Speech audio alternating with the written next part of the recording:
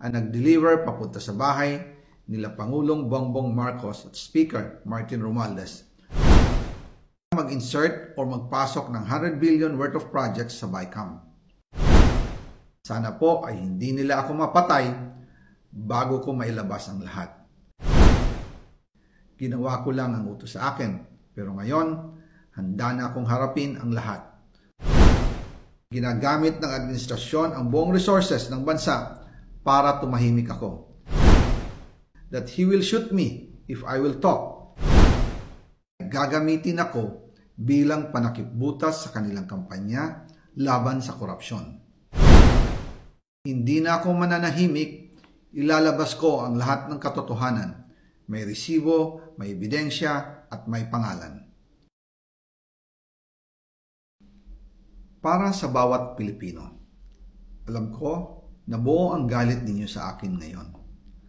Nauunawaan ko rin kung bakit. Lalo na at malaki ang halagang nakataya. Pero bago kayo humusga, hayaan ninyong ipaliwanag ko ang buong katotohanan. Matagal akong hindi nagsalita dahil may direktang utos sa akin.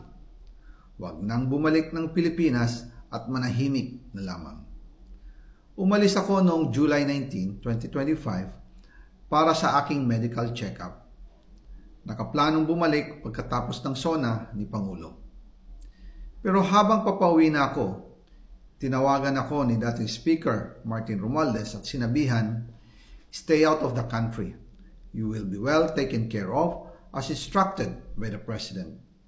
Noon naniniwala pa ako sa kanila, kaya't hindi ako bumalik. Tumikom ang aking bibig, sumunod ako, pero ang hindi ko alam, ang ibig pala nilang sabihin sa aalagaan ka namin ay gagamitin ako bilang panakipbutas sa kanilang kampanya laban sa korupsyon. Ginawa nila akong poster boy ng kanilang sariling kasinungalingan. Ngayon, hindi na ako mananahimik, ilalabas ko ang lahat ng katotohanan. May resibo, may ebidensya, at may pangalan. Nagsimula ito nung tumawag si Sekmina Pangandaman sa akin nung nag-umpisa ang BICAM process last year, 2024. Ang sabi niya, katatapos lang ng meeting nila ni Pangulo at may instructions na mag-insert o magpasok ng 100 billion worth of projects sa BICAM. At sinabi pa ni Sekmina, you can confirm with Yusek Adrian Bersamin dahil magkasama sila sa meeting ni Pangulong BBM noong araw na yon. Tinawagan ko po agad si Yusek Adrian Bersamin at tinanong ko kung may instruction nga ba ang Pangulo na magpasok ng 100 billion during their meeting. Ang sabi niya ay totoo nga po. Right after our conversation, tinawagan ko po si dating Speaker Martin Romualdez at nireport ko ang instructions ng Presidente to insert the 100 billion projects. At sinabi niya sa akin, what the President wants, he gets.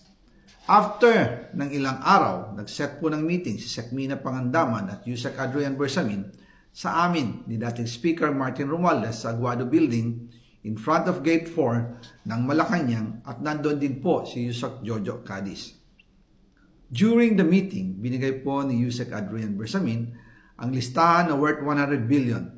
Tinanong ko po si Yusek Adrian kung saan galing ang listahan. Ang sagot niya, galing kay PBBM mismo at binigay niya ito mula sa brown leather bag. Nung sinabi po ni Yusek Adrian Bersamin, yung brown leather bag, naalala ko noong nasa Singapore kami right after the elections of May 2022 sa Hilton Hotel, kami ni dating Speaker Martin and PBBM habang pauwi at pabalik ng Pilipinas, hinabol ng PSG ang brown leather bag at ang sabi ni PBBM, maiwan na lahat, wag lang ang brown leather bag. Kaya naniwala ako na utos talaga ito ng Pangulo. Pagkatapos ng ilang araw, I informed sina dating Speaker Martin Romualdez, Sekmina Pangandaman, Yusek Adrian Bersamin, and Yusek Jojo Cadiz na kung pwede 50 billion lang ang ipasok sa program funds dahil so sobra ang DPWH funds versus sa DepEd. In practice, hindi pwede na mas malaki ang budget ng DPWH kaysa edukasyon. And yung balance na 50 billion, ilagay na lang sa unprogrammed funds for the 2025 budget. Dahil Office of the President din ang nagre-release ng lahat ng unprogrammed funds. Pagkatapos ng isang araw, tinawagan ako ni Sec Mina at sinabi ang mensahe ng Pangulo. Ipasok ninyo yan dahil pinangako na sa akin ni Speaker Martinian at hindi na pwedeng baguhin. Kumbaga, ang utos ng hari hindi pwedeng mabali. Again, I informed the Speaker and asked clearance about the instructions ng Pangulo. At ang sabi niya, wala tayong magagawa. Kaya po nagtataka ako kung bakit sinasabi ni Pangulo na hindi niya makilala ang budget. Samantalang lahat na binawas at dinagdag sa mga ahensya ng gobyerno ay humihingi ng approval sa kanya si Sec Mina Pangandacan. Maglilingkod ka nga doon. Ipinakita ng sinuspinding ministro ng INC na si Roel Rosal ang pinirmahang sulat na ipinaabot sa kanya ng isang mayor sa Bulacan.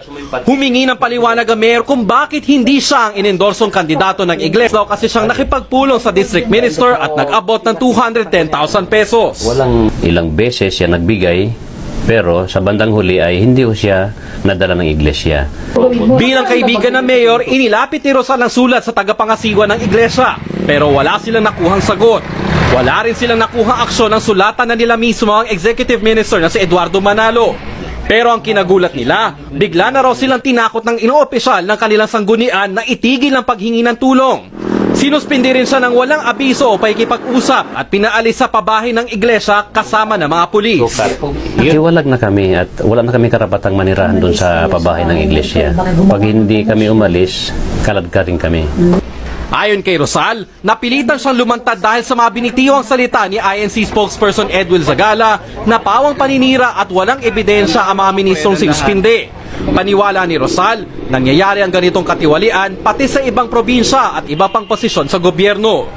Panahon ng KRD, ang dami pong mga natitiwalag ng mga ministro pagka napatunayan na talagang tumanggap. Pero bakit hindi sila makapanindigan doon sa katotohanan? Binabaligtad pa kami.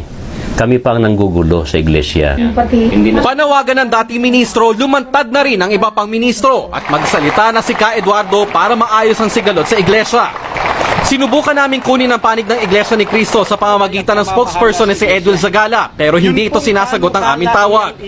Pero una nang sinabi ni Zagala na sinusunod ng pamunuan ng Iglesia ang turo ng Biblia. Meron din umanong ilang tao na hindi napagbigyan sa gusto nila na pakailaman ang pamahala sa INC at minamasama nila ang Iglesia.